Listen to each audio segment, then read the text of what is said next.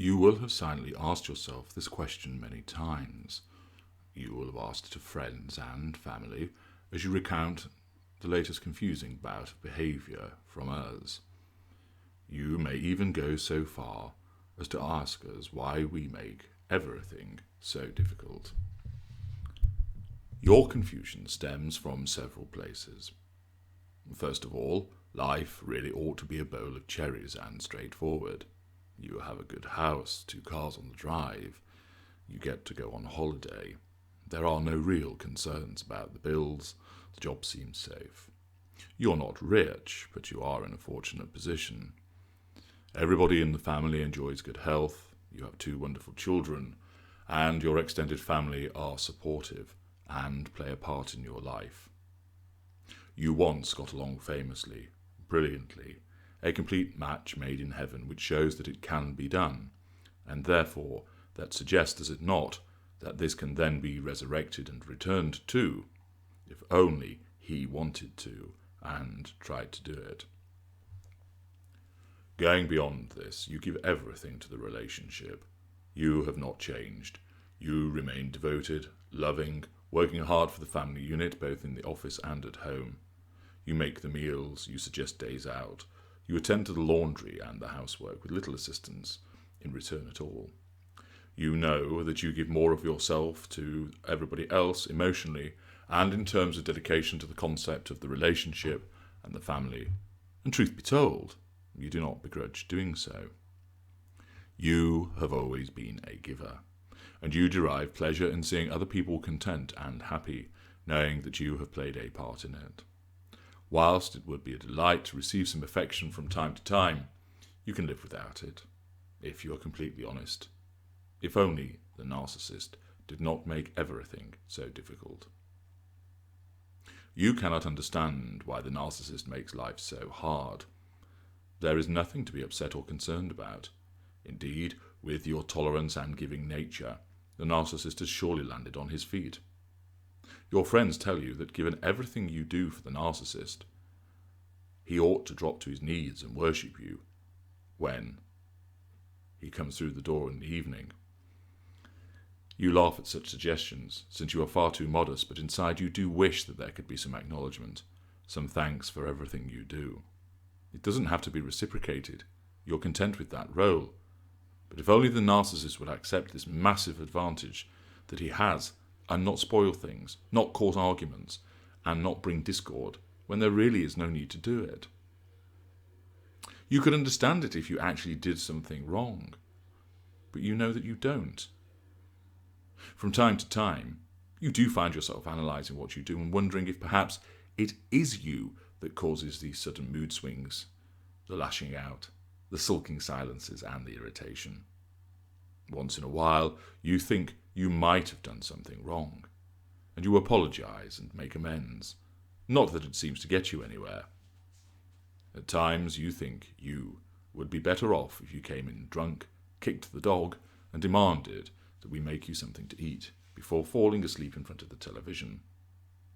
Perhaps if you came in full of thunder and gave us a slap, we might respect you more, because it seems that your dedication and subservience get you none. This thought tumbles through your mind often, but you know you could not behave like that, because it is not you. But it does make you wonder what you need to do to gain our respect, our interest and our love once again, like it once was.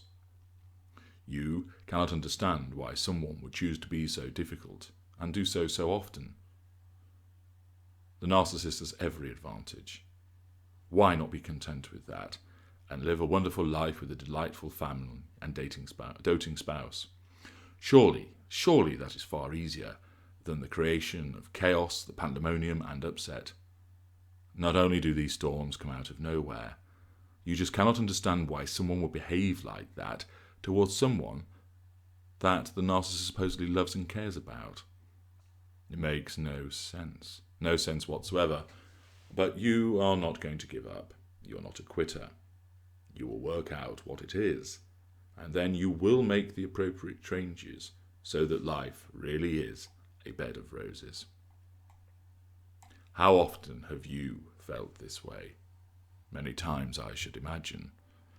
It is extraordinary and unbelievable that we almost choose a life of conflict over what could be a peaceful and enjoyable life.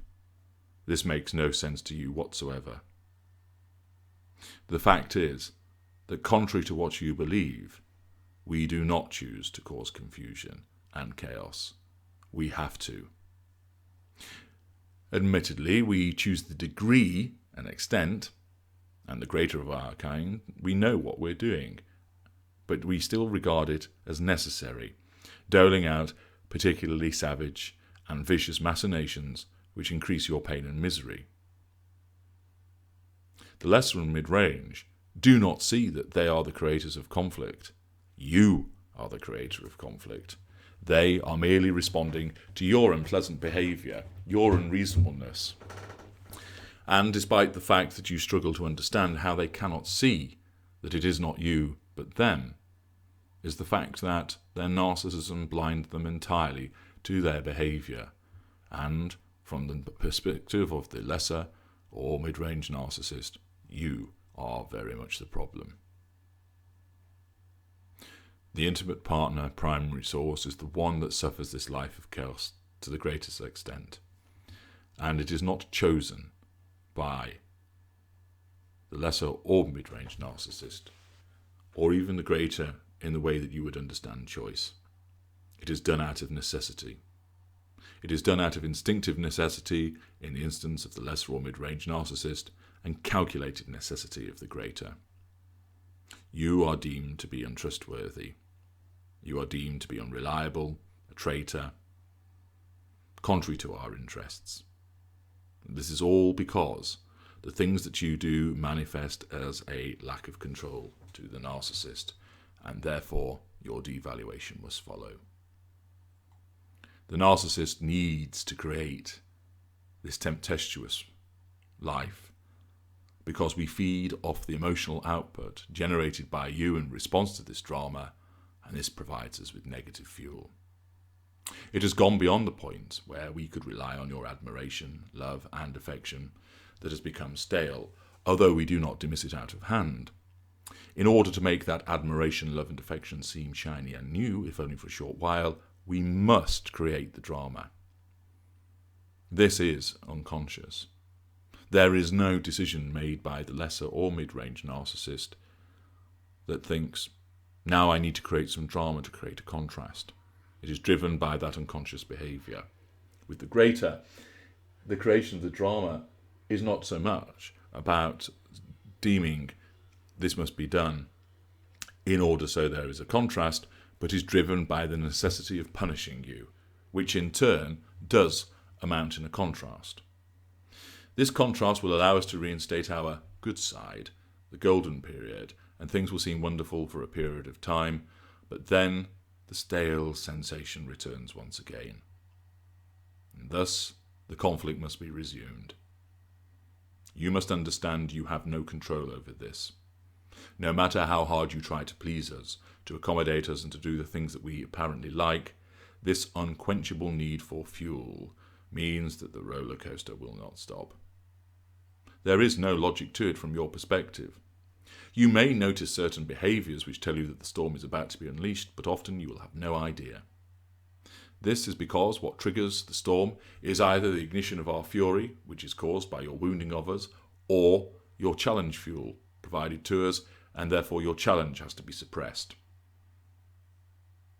The challenges and the wounding are actually more likely to be perceived by us than actual on your behalf. And this means that you will always struggle to identify them. Believe me, a simple, hello, how are you, on your part, can trigger the storm.